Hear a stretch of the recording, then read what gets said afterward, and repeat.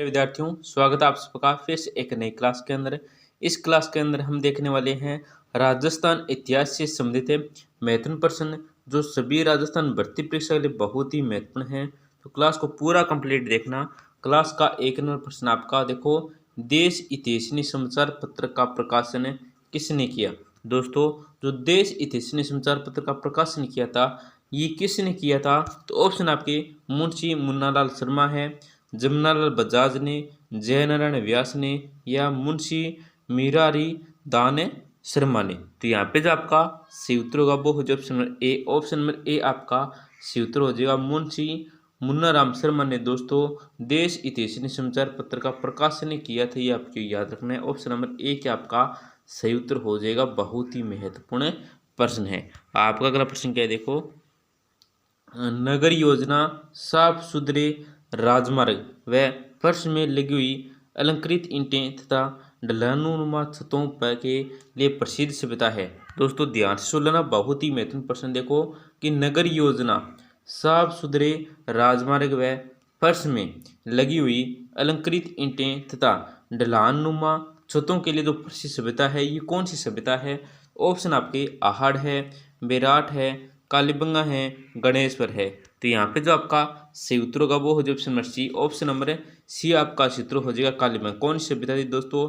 वो है Kalibangan. Option number C आपका सही उत्तर हो जाएगा। बहुत ही महत्वपूर्ण प्रश्न है। आपका अगला प्रश्न क्या है देखो, चौहान शासकों को वत्स गोत्रीय ब्राह्मण किसे शिलालेख में बताया गया? दोस्तों चौहान शासक है, इनको वत्स गोत्रीय ब्राह्मण बताया गया है। ये कौन से शिलालेख में बताया गया है? ऑप्शन आपके रणकपुर है, बिजोलिया है, आमेर है, कुंभलगढ़ है।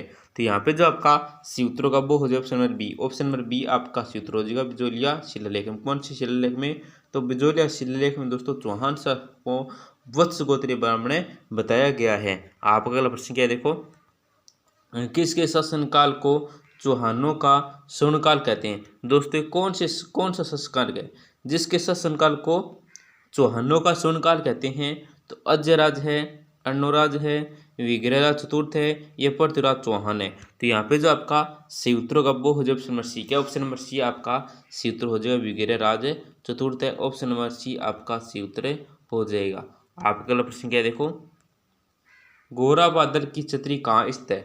दोस्तों ये जो गोरा बादल की छतरी है, ये कहाँ पे स्थित है? तो ऑप्शन आपके चित्तौड़गढ़ दुर्ग में है, कोमलगढ़ दुर्ग में है, जालोर दुर्ग में है, या गागरोन दुर्ग में है। तो यहाँ पे जो आपका सही उत्तर होगा वो हो जाएगा option number A. Option number A आपका सही उत्तर हो जाएगा, चित्तौड़गढ़ दुर्ग में है गोरा बादल की छतरी। आपको याद रखना है, ऑप्शन नंबर ए आपका सही उत्तर हो जाएगा। आपका अगला प्रश्न क्या है देखो, सिवाना के युद्ध में 1308 ईस्वी में अलाउद्दीन खिलजी ने किस राजा को पराजित किया?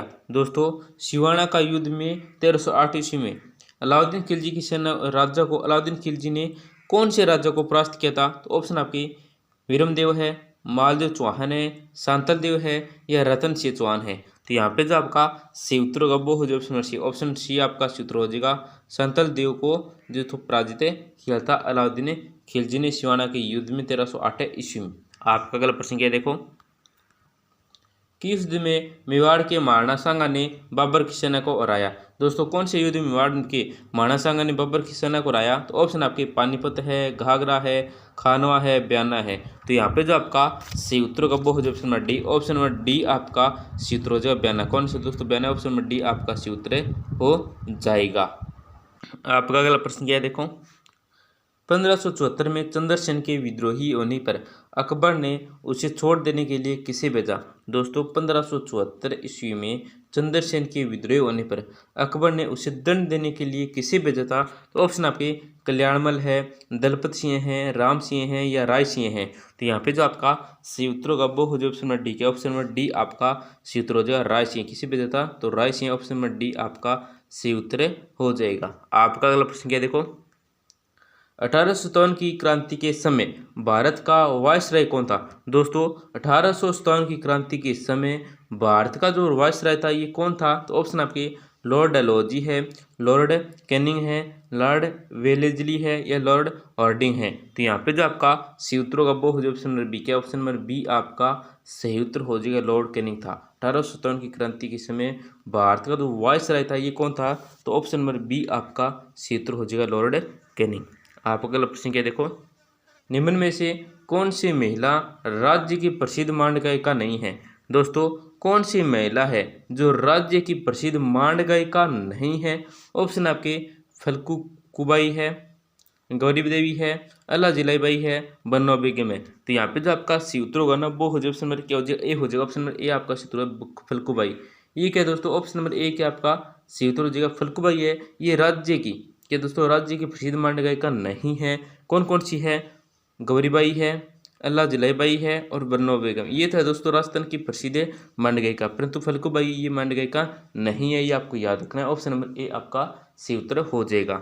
आप अगला प्रश्न क्या देखो, डूंगरपुर सेवा संघ की स्थापना किसने की।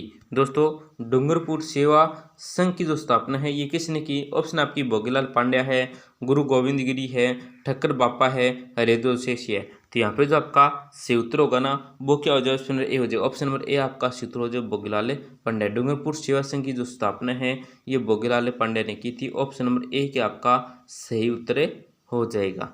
आप अगर प्रश्न क्या देखो,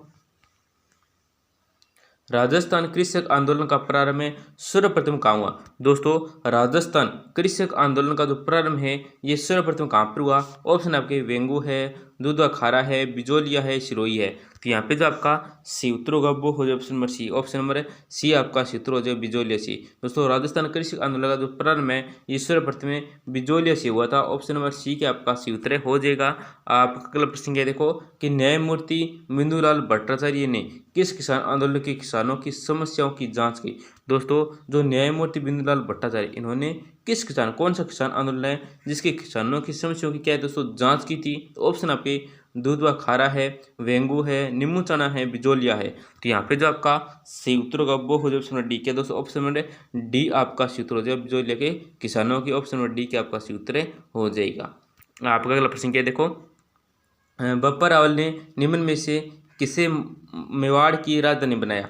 दोस्तों बप्पा रावल ने निम्न में से किसे मेवाड़ की राजधानी बनाया। तो ऑप्शन आपकी चावंड है, कन्नौर है, कोमलगढ़ है, नागदा है। तो यहाँ पे जो आपका सी उत्तर होगा वो हो जाए option number D. Option number D आपका सी उत्तर हो जाएगा नागदा। क्या दोस्तों नागदा, ऑप्शन नंबर डी आपका सी उत्तर हो जाएगा। आपका अगला प्रश्न क्या है दोस्तों, गटियाला शिलालेख से निम्न में से किसकी जानकारी मिलती है। दोस्तों गटियाला शिलालेख से निम्न में से किसकी जानकारी मिलती है। ऑप्शन आपकी देवड़ा वंश की, चौहान वंश की, गुर्जर प्रत्यार वंश की या गोहिल वंश की। तो यहाँ पे जो आपका सही उत्तर होगा ना वो हो जाए option number C. Option number C आपका सही उत्तर हो जाएगा, गुर्जर प्रत्यार वंश की दोस्तों जानकारी मिलती है। गटियाला शिलालेख से निम्न में से किस जानकारी मिलती है। तो ऑप्शन नंबर सी आपका सही उत्तर हो जाएगा, गुर्जर प्रत्यार वंश की। आपका अगला प्रश्न क्या देखो, भूकंप व तंदूर से के प्राचीन शक से प्राप्त हुए हैं। दोस्तों भूकंप व तंदूर के प्राचीन शक से ये कहाँ से प्राप्त हुए हैं।